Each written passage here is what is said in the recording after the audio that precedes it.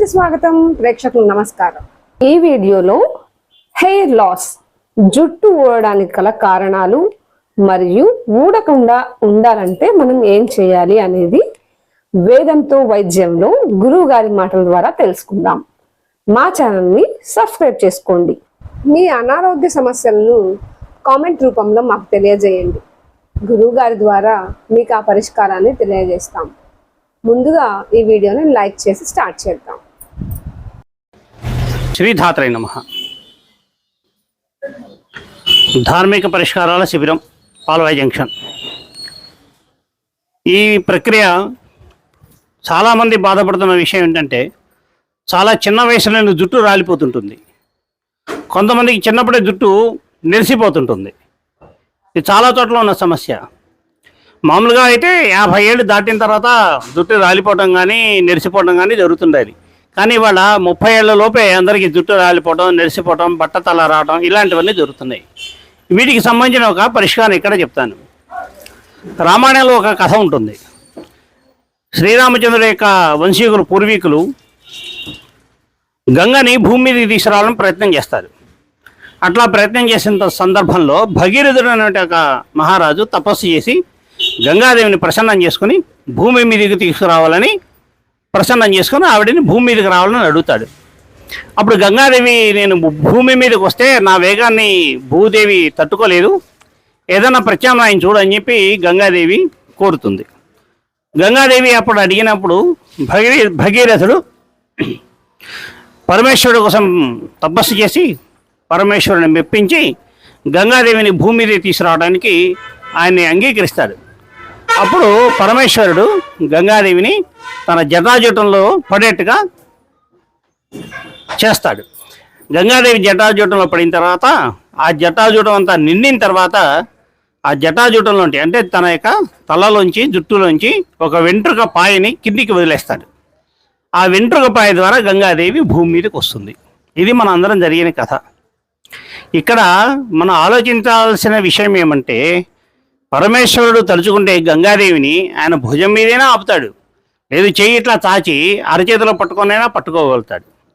తన శిరస్సు మీద ఎందుకు పెట్టుకున్నాడు? ఇది ఆలోచించాలి. మనం ఏదైనా దేవాలయానికి వెళ్ళామనుకోండి, ఆ దేవాలయంలో వాళ్ళు తీర్థం ఇస్తారు. తీర్థం ఇచ్చిన తర్వాత తీర్థం తాగి మనం ఆ చేతిని తలకి తుడుచుకుంటాం.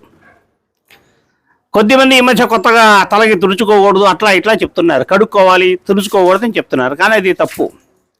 ఎందుకంటే మనం తీర్థం తీసుకుంది ఏదో ఒక పరమేశ్వరుడు యొక్క, ఒక భగవంతుడి యొక్క పాదోదకం, ఆయన పాదాల నుంచి వచ్చినటువంటి తీర్థాన్ని మనం తీసుకుంటున్నాం. భగవంతుడి పాదోదకం ఏదైతుందో ఆ పాదోదకం మనిషి యొక్క శిరస్సు మీదనే ఉంచాలి. గంగాదేవిని శివుడు తన తల మీద జటాజూటంలో ఎందుకు పెట్టుకున్నాడంటే, గంగాదేవి విష్ణుమూర్తి యొక్క పాదాల నుంచి వచ్చింది. కాబట్టి ప్రపంచంలో మొట్టమొదటి పాదోదకం ఏదంటే గంగా. అందుకనే గంగ అన్నిటికన్నా పవిత్రమైంది. అంత పవిత్రమైనటువంటిది గంగ కాబట్టి ఆ పవిత్రమైన దాన్ని శిరస్సు మీదనే ధరించాలి. కాబట్టి మన యొక్క శరీరంలో అన్నిటికన్నా పవిత్రమైనవి ఏవి అంటే మన జుట్టు. ఈ జుట్టును మనం అజాగ్రత్త చేస్తే, ఈ జుట్టుతోటి మనం అపచారాలు చేస్తే ఈ జుట్టు రావడం జరుగుతుంది. జుట్టు సంబంధించిన ఇంకొక విషయం కూడా చెప్తాను. మహాభారతంలో ద్రౌపదీదేవిని దుశ్శాసనుడు జుట్టు పట్టుకొని లాక్కొస్తాడు. అప్పుడు భీముడు ప్రతిజ్ఞ చేస్తాడు, ఈ దుశ్శాసనుడి రొమ్ము చీల్చి ఆ రక్తంతో నీ జుట్టు ముడివేస్తాను, అప్పటిదాకా నువ్వు జుట్టు ముడి వేసుకోకు అని ద్రౌపదీదేవికి చెబుతాడు. దుశ్శాసనుడి మీద కోపం ఉంటే భీముడు ఎట్లాగైనా చంపచ్చు, ముక్కలు ముక్కలుగా చేయొచ్చు, ఉండలుగా చుట్టచ్చు. కానీ అట్లా చెప్పడు. ద్రౌపదీదేవి మీద ఒక దుర్వ్యామోహం అనేది దుశ్శాసనుడి యొక్క గుండెల్లో ఉంది. అందుకని ఆ గుండెలు పగలగొట్టి ఆ రక్తంతో నీ జుట్టుని పరిశుద్ధం చేస్తాను, పవిత్రం చేస్తాను, అప్పటిదాకా నువ్వు జుట్టు ముడివేయకు అని అంటాడు. కనుక మనకు జుట్టు అనేది అత్యంత ముఖ్యమైనది.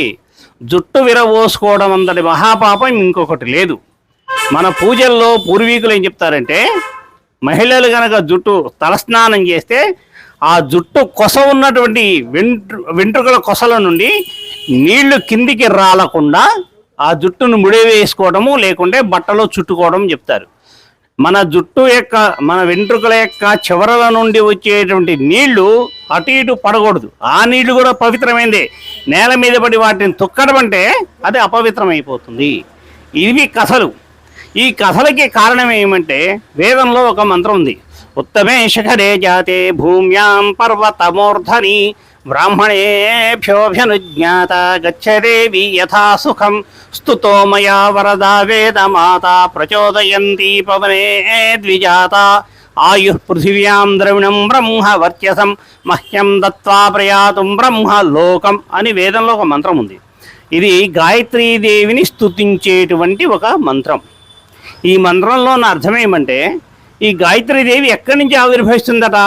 ఉత్తమమైనటువంటి ఒక మహర్షి యొక్క శిఖ నుంచి ఆవిర్భవిస్తుందట. ఈ మహర్షి యొక్క శిఖ అంటే ఏమిటన్న విషయం ఈ శ్లోకంలో చెప్తారు.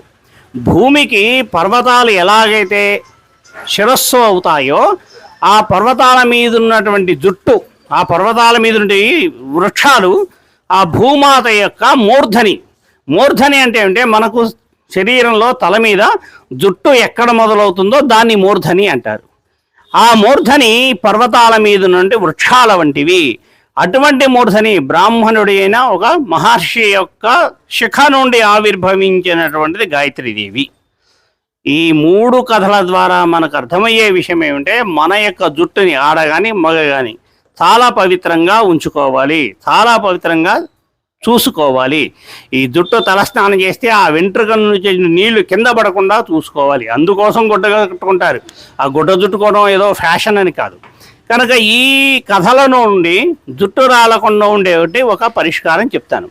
ఎవరికైతే జుట్టు రాలిపోతుంది, తొందరగా నెరిసిపోతుందని భావిస్తుంటారో వాళ్ళు ఉదయం స్నానం చేసిన తర్వాత వాళ్ళ గదిలోనే ఉతికిన బట్టలు ధరించి, అంటే గంజి బట్టలు కాదు, వాళ్ళంతటా వాళ్ళు ఉతికి ఆరేసుకున్నటువంటి ఉతికిన బట్టలు ధరించి తూర్పుకు దండం పెట్టాలి.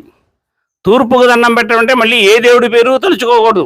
తూర్పున సూర్యుడు ఉదయిస్తాడు కానీ అక్కడ ఉండడు. నేను తూర్పున అని చెప్తే సూర్యుడికి దండం పెట్టేవాళ్ళు చాలామంది ఉన్నారు. అట్లా సూర్యుడి పేరు తలుచుకోకూడదు, ఏ దేవుడి పేరు తలుచుకోకూడదు. తూర్పుకు దండం పెట్టాలి. దండం పెట్టి గుంజళ్ళు తీయాలి. ఎవరెవరు ఎన్ని గుంజలు తీయాలో ఇక్కడ చెప్తాను. బ్రాహ్మణులైన పురుషులు కానీ మహిళలు కానీ తూర్పుకు దండం పెట్టి 11 గుంజలు తీయాలి. ఏమీ కోరుకోకూడదు. నాకు జుట్టు రాలిపోతుంది, నాకు బట్టతలు వస్తుంది, ఇది లేకుండా అనేటువంటి మాట అనుకోకూడదు. కేవలం తూర్పుకు దండం పెట్టడం, 11 గుంజలు తీయడం. మిగిలిన వాళ్ళందరిలో పురుషులైతే కనుక 8 గుంజలు తీయాలి, మహిళలైతే కనుక 6 గుంజలు తీయాలి. ఈ విధంగా రోజు చేస్తే మీ జుట్టు బాగా నల్లగా తయారవుతుంది, ఒత్తుగా వస్తుంది, చాలా మృదువుగా ఉంటుంది. ఈ ప్రక్రియలు చేసి చాలామంది లాభపడ్డ వాళ్ళు ఉన్నారు. కొంతమందికి వెంట్రుకలు గోధుమ రంగులో ఉంటాయి. వాళ్ళు కూడా ఈ ప్రక్రియ చేస్తే ఆ గోధుమ రంగు పోతుంది.